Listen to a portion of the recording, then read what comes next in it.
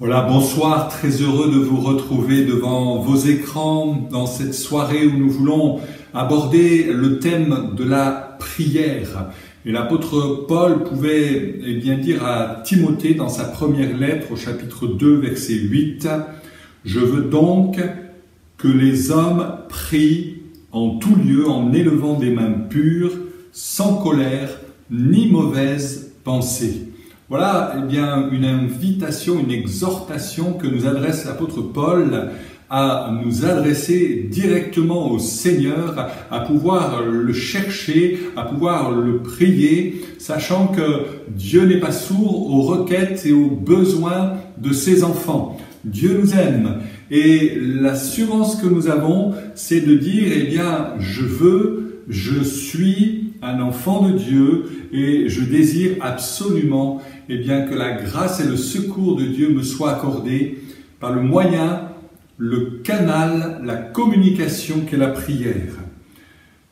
Paul dit, « Je veux donc que les hommes prient en tout lieu. » Et ce « je veux », il n'est pas seulement celui de l'apôtre Paul, c'est avant tout le « je veux » de Dieu, qui recherche ce contact avec ses enfants, avec toi qui es devant ton écran, avec moi, avec chacun de nous qui connaissons le Seigneur. Oui, Dieu désire ardemment cette connexion avec lui. Il le souhaite de tout son cœur. Simplement, est-ce que nous aussi, nous pouvons répondre à cette invitation du Seigneur? Je veux que tous les hommes prient. Prier n'est pas une activité naturelle. On ne naît pas avec le désir de prier. On ne naît pas avec aussi, je dirais, le gène de la prière dans notre patrimoine. Mais la prière vient dès lors qu'on a rencontré le Seigneur. La prière et le besoin eh bien, de nous adresser à notre Dieu et notre Père vient lorsque nous nous convertissons, lorsque nous naissons de nouveau, lorsqu'enfin est rétablie la connexion avec le ciel, alors que le péché avait fait barrage, alors que le péché mettait une séparation entre nous et le ciel. Voici que Jésus est venu, il a donné sa vie à la croix, et à tous ceux qui l'ont accepté, eh bien, cette parole a donné le pouvoir de devenir enfant de Dieu. Et ce soir, sans délai, si tu n'as pas fait la paix avec Dieu, je t'invite à tourner les regards vers lui, je t'invite à rechercher sa présence, je t'invite à demander pardon pour tes péchés, je t'invite à regarder à la croix où, eh bien, il y a la plénitude et l'assurance d'un plein pardon pour tes péchés. Après quoi, eh bien donc, vient la nouvelle naissance. Si quelqu'un est en Christ, il devient une nouvelle créature. Et c'est l'expérience extraordinaire de la vie chrétienne qui débute. Et dans cette expérience-là, la prière, eh bien, est prépondérante, est essentielle. On ne peut pas se passer de prier, on ne peut pas se passer de prier comme nous ne pouvons pas nous passer eh bien, d'échanger des informations avec les membres de notre famille, avec ceux qui partagent, nous côtoient notre quotidien, partagent notre vie professionnelle. Nous sommes des êtres de communication. Si c'est vrai sur le plan horizontal, au plan des hommes, ça doit être vrai sur le plan vertical avec Dieu. La prière doit être une habitude. Et toute habitude ne vient pas instinctivement comme cela, mais elle doit s'acquérir avec eh bien, une certaine méthodologie, si je puis dire. On dit que l'appétit vient en mangeant. Eh bien, de la même manière, les habitudes spirituelles s'installent, s'instaurent dans nos vies avec de l'exercice, avec une pratique régulière. Un jour, un homme de Dieu a donné ce témoignage, c'est que dans sa famille, il y a eu plusieurs drames liés à des faiblesses au niveau cardiovasculaire et avec une hygiène de vie qui souvent était déplorable. Son propre père est parti prématurément, est mort prématurément parce que justement son hygiène de vie liée à des facteurs risques du point de vue de sa santé ont fait qu'une crise cardiaque l'a terrassé assez prématurément. Et cet homme de Dieu disait, mais un jour, mon médecin m'a dit, avec vos antécédents familiaux, vous avez une nécessité absolue de faire de l'exercice physique quotidiennement. Et cet homme de Dieu qui était jusqu'alors peu enclin à faire du sport, s'est du jour au lendemain transformé en un sportif. Non pas un athlète de qualité extraordinaire, mais en tout cas suffisamment pour que chaque jour, eh bien, il mette ses baskets aux pieds, son jogging, et qu'il aille faire ses 5 à 10 km de jogging quotidien. Qu'il pleuve, écrit-il, qu'il vente, qu'il fasse brouillard, qu'il neige, qu'il y ait trop de soleil et que j'ai trop chaud, qu'importe, rien ne m'arrête, parce qu'il en va de ma vie. Et j'aimerais bien faire ce parallèle en disant que concernant la prière, ça devrait être le même raisonnement que nous puissions adopter, à savoir qu'il y ait des circonstances favorables dans ma vie, qu'il y ait au contraire eh bien, le soleil brûlant de l'épreuve, le vent de la tempête qui souffle, rien ne m'arrêtera dans la nécessité que j'ai quotidiennement de prier. La parole de Dieu dit « Priez sans cesse, car votre vitalité spirituelle en dépend. » Priez sans cesse parce que vos progrès dans la foi en dépendent également. Priez sans cesse parce qu'il y a tellement de nécessités et de besoins lorsque nous sommes dans cette vie ici-bas que nous ne pourrons pas nous soustraire à la nécessité de prier.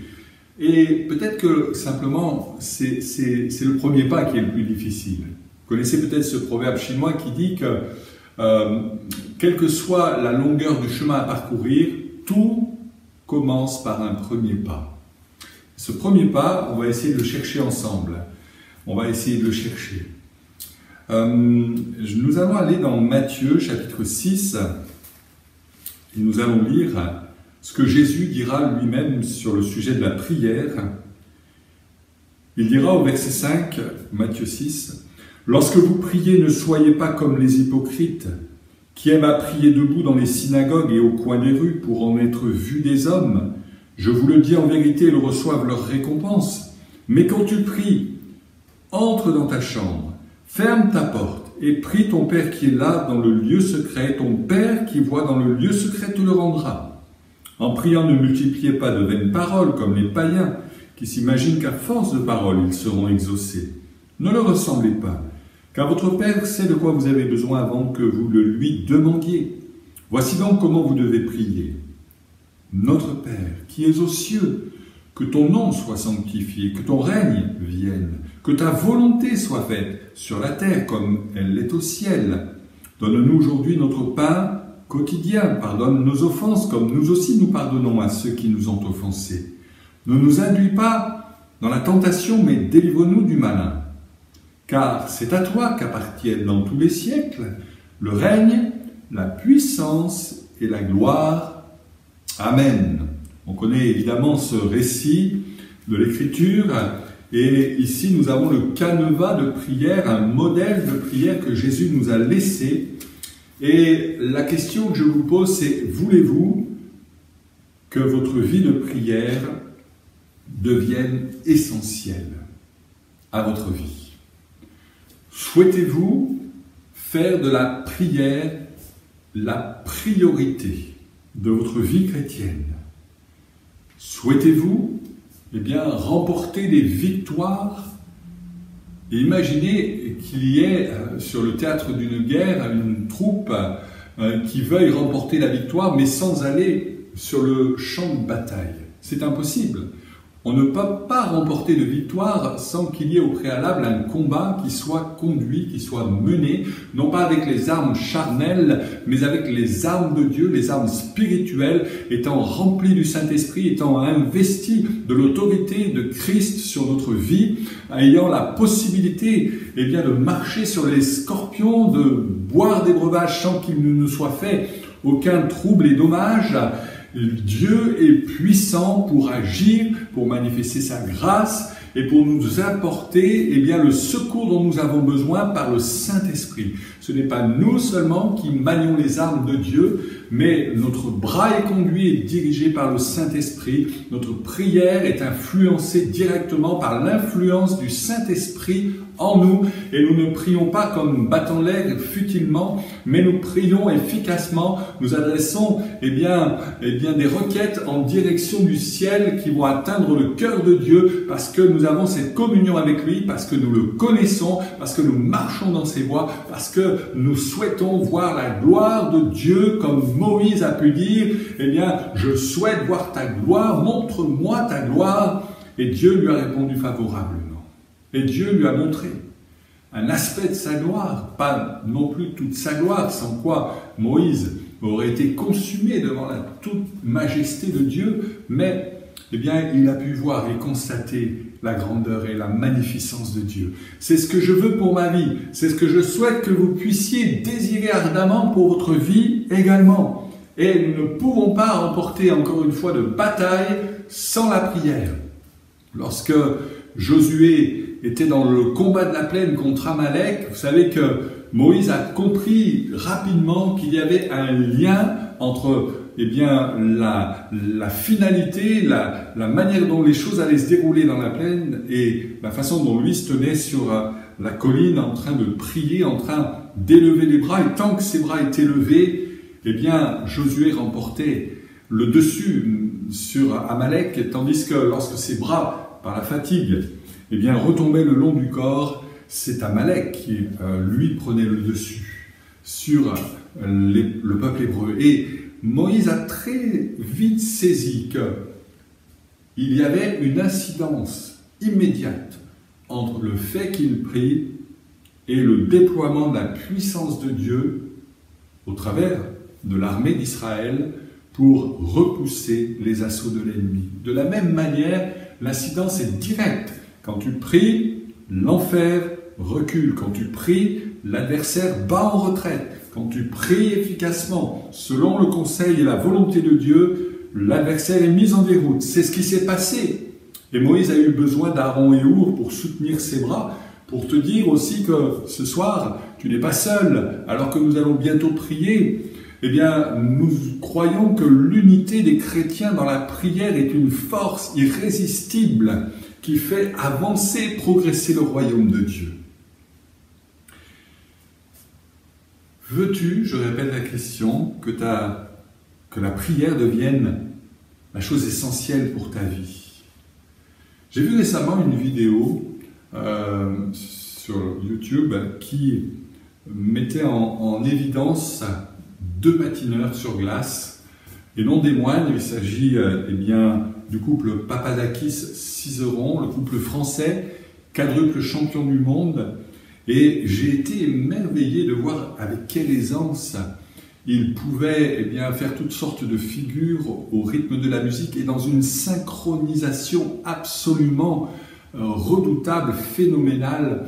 Il n'y a rien qui dépassait, ils étaient dans le même rythme, dans le même mouvement pendant les 4 minutes et quelques que durait leur prestation. Et puis ensuite, en grattant un peu, j'ai réalisé, en recherchant, que ces deux-là, Gabriela Papadakis et Guillaume Cizeron, se connaissent depuis la plus tendre enfance. Ils ont été mis en connexion sur le plan artistique de leur sport dès l'âge de 8 ans. Et ils ne s'entraînent pas 1 ou 2 fois par semaine, mais depuis l'âge de 8 ans jusqu'à leur âge adulte, ils s'entraînent 7 jours sur 7, tous les jours.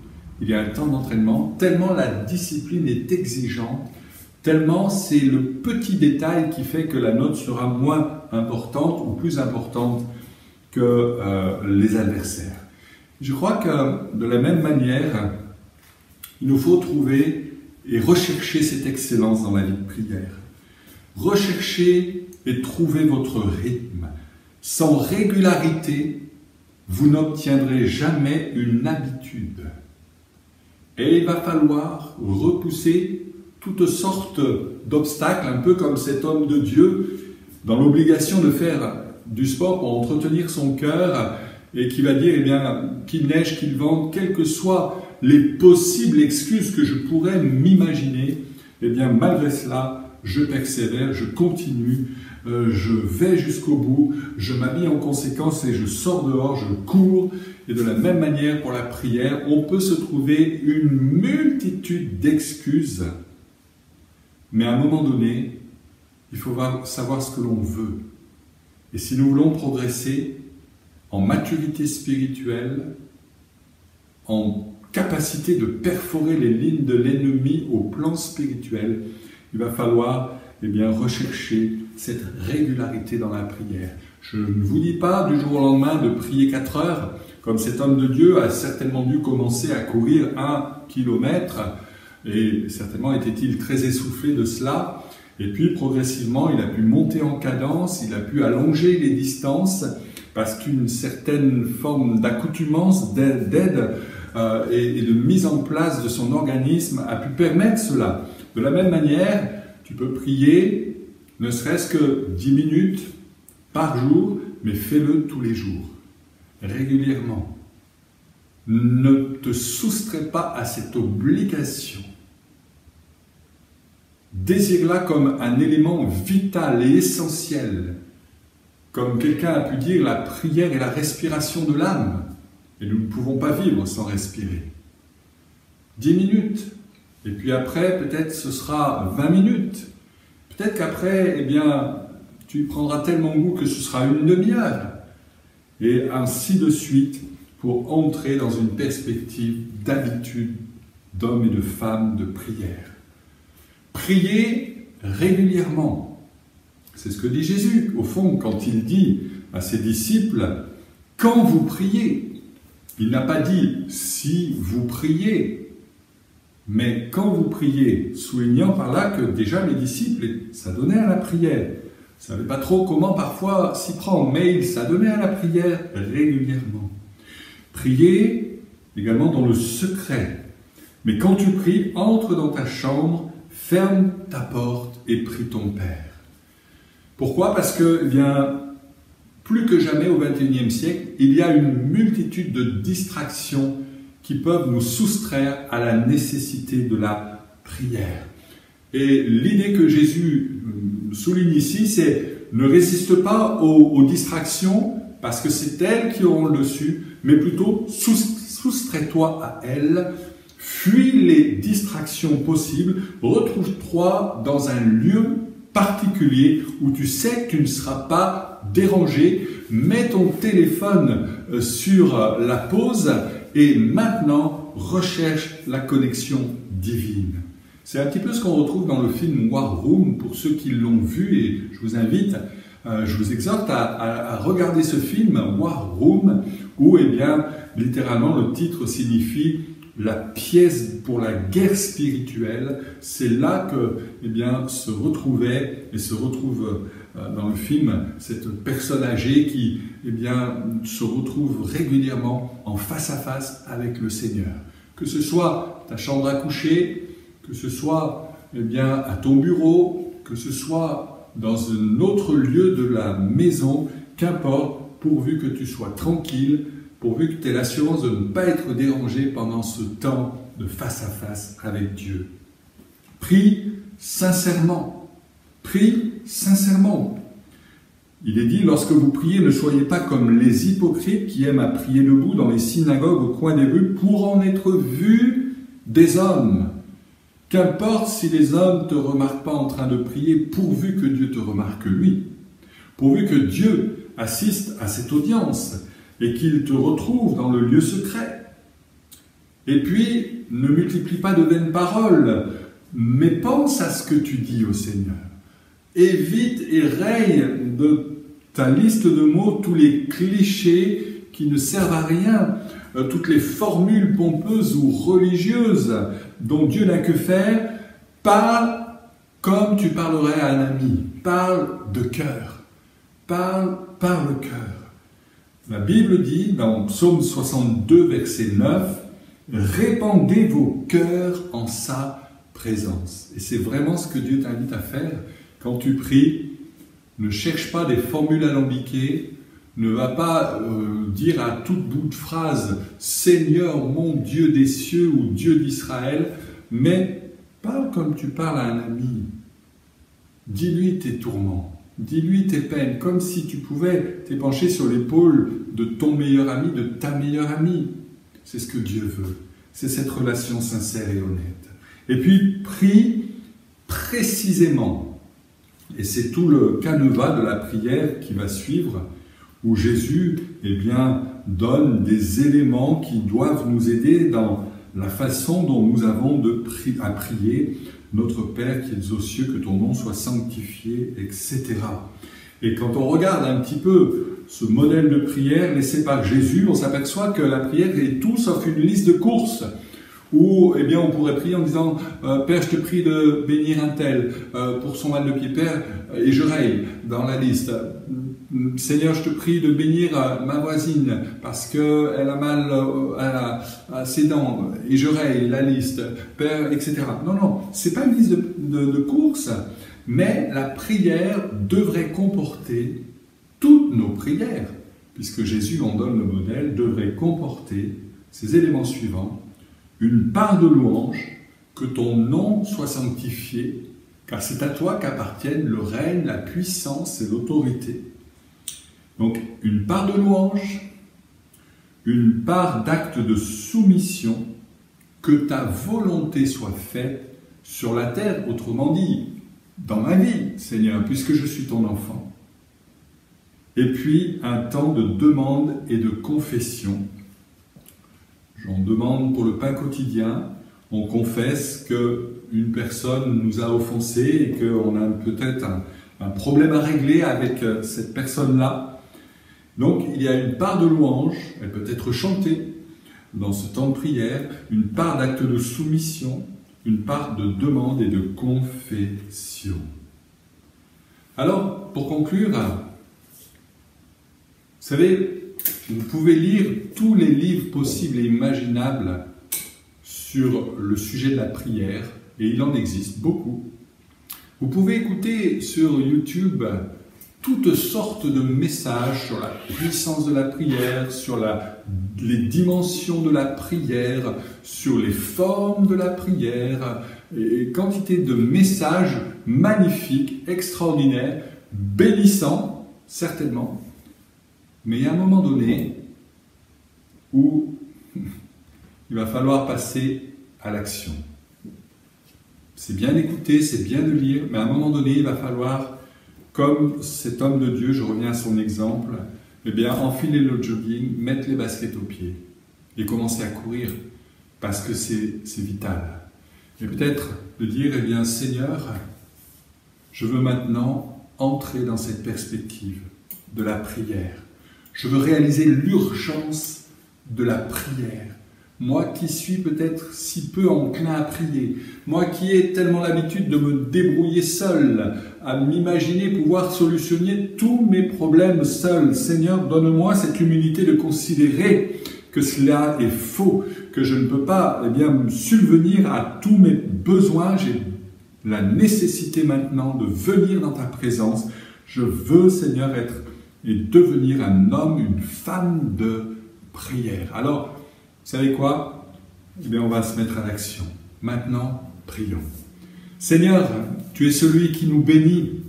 Et ce soir encore, je te prie que ce message impacte des vies, impacte des cœurs, fasse prendre conscience à ton peuple, à ceux de tes enfants qui peut-être ne l'ont pas saisi jusqu'alors, la nécessité impérieuse de trouver une dimension de vie de prière, de s'installer dans une habitude de prière. Seigneur, fais grâce encore ce soir et donne un déclic à ceux qui ne l'ont pas eu jusqu'à maintenant, de dire maintenant, ça y est, je m'engage, je commence à prier, peut-être courtement, peut-être sur une petite distance, mais Seigneur, tu m'aideras, tu me secoueras, je veux prier avec mes tripes, avec mon cœur, je veux m'épancher comme si je m'épanchais sur les épaules d'un ami, je veux absolument, Seigneur, chercher ta face, je veux faire mienne cette parole de l'Écriture, venez en sa présence, épanchez votre cœur. Que ton nom soit béni, Seigneur. Et ce soir, je te prie pour ceux qui prennent cette résolution de leur donner la fermeté, la constance la persévérance dans cette décision parce qu'elle est salutaire, elle est essentielle, elle est celle qui fera la différence demain. Amen. Amen. Gloire à Dieu. Que Dieu soit béni, que Dieu vous encourage dans la prière. Croyez que le Seigneur sera à vos côtés et avec vous et qu'il écoutera chacune de vos paroles et il aura une oreille attentive parce qu'il est fidèle, il est bon et il nous assure de sa présence et de son écoute lorsque nous le prions. Que Dieu vous bénisse. À bientôt.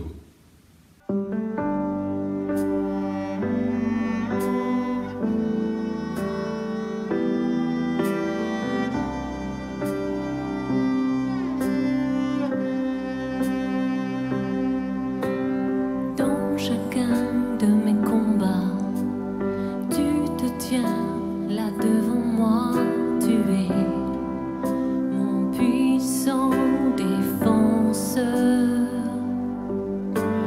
Même au cœur de la souffrance, tu ranimes l'espérance. Tu es mon divin protecteur.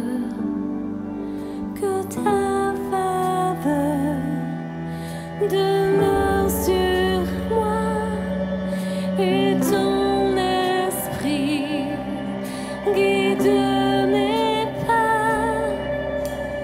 Ta main me tient, ta main me tiendra toujours, toujours. Ta main me tient, ta main me tiendra toujours, toujours.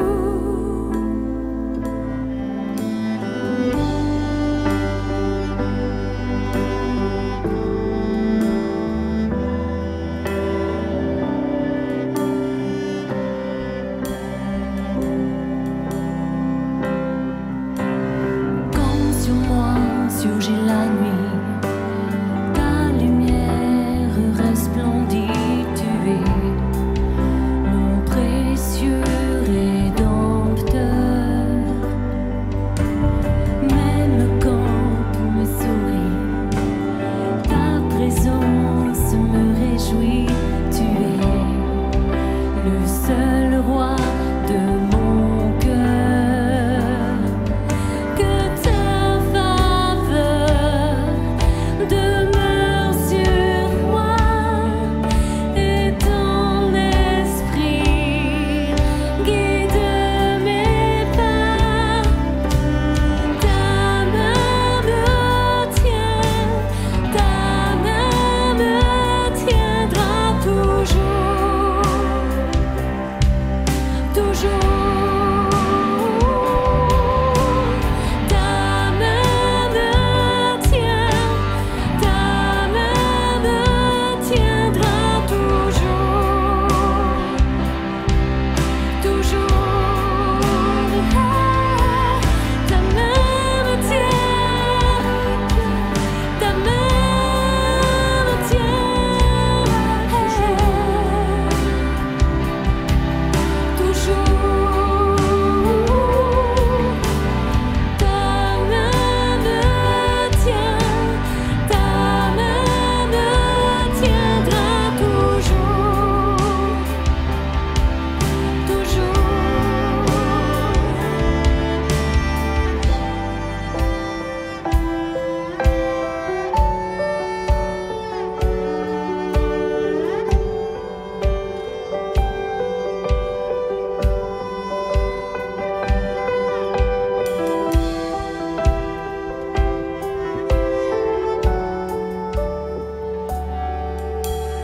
Ta main me tient, ta main me tiendra toujours.